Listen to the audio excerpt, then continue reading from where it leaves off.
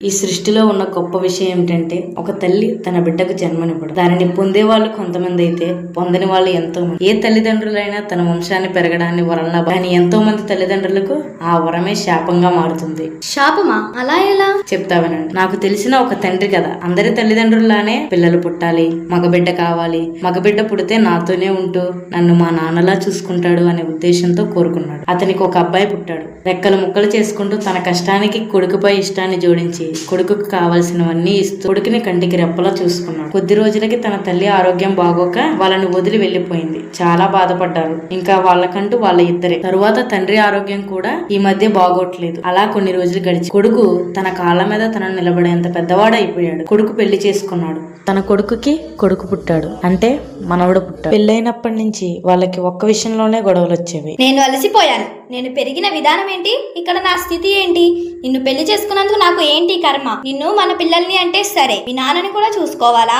అన్ని అందించాలి, నా వల్ల కావట్లేదు, నీతో చెప్పి విసుకుపోయాను, నేను మా అమ్మ వాళ్ళ ఇంటికి వెళ్ళిపోతున్నా. అప్పటి నుంచి కొడుకు తన తండ్రితో ఇలా అంటాడు: నువ్వు ఏం చేసావయ్యా? చిన్నప్పటి నుంచి అతి ప్రేమ, నువ్వు నాకు ఏమిచ్చావు? ఇప్పటి వరకు నీ వల్ల నాకు అన్ని బాధ, ఎక్కడికైనా పోయి చావు, నాకు నీ కర్మ పోతుంది, శాపంలో పట్టుకున్నావు. అప్పుడు ఆ తండ్రి అవసరానికి మించి నా కొడుకు ఆనందం కోసం కష్టపడి చేస్తే ఈ రోజు ఆ కొడుకే నువ్వు నాకేం చేసావు, ఏమిచ్చావు, ఎక్కడికైనా పోయి చావరా అంటున్నాడు. అబ్బాయి పుడితే నాతోనే ఉండి నన్ను చూసుకుంటాడు అని కోరుకోవడమేనా నేను చేసిన పాపం? వాడి భవిష్యత్ నా బాధ్యత అని పెంచినందుకు నేను వాడికి భారమైపోయానే అని ఆ తండ్రి అలా ఒక పొలానికి వస్తాడు. అతనికి ఆ కొడుకు అన్న మాటలు మాత్రం గుండెలు పగిలేంత బాధను ఇస్తున్నాయి. ఎవరికి చెప్పాలో తెలియక తన బాధనంతా తన భార్య ఫోటోకి చెప్తాడు. ఇంకా ఎందుకు, నేను నా కొడుకు కోసం ఎంతో చేశాను, వాడు అడిగిన ఈ చిన్న పని వాడికి నా భారమే లేకుండా నేను చేయలేనా అని పొలంలో బెంచిపై కూర్చుంటాడు. అక్కడ ఉన్న పురుగుల మందును తాగి కొడుకుకి ఆనందం ఇద్దామని